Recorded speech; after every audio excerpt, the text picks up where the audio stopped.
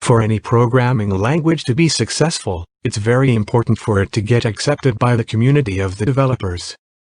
One of the many languages you can learn to build websites is PHP. 80% of the top 10 websites are powered by PHP, including Facebook and Wikipedia. But what is PHP? PHP is a widely used open-source general-purpose scripting language that is especially suited for web development. It reaches out to the backend to retrieve data or instruct the server to perform a task.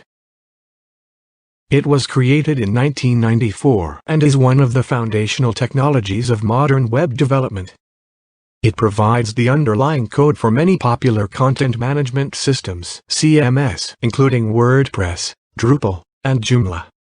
Some popular PHP frameworks are Laravel, CakePHP, and Symfony.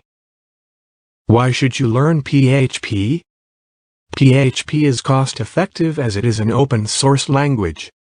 The syntax of PHP is easy to understand and also compelling. It is platform-independent. PHP builds several layers of security. PHP is best because it has support for all of the databases like MySQL, SQLite, ODBC and many more.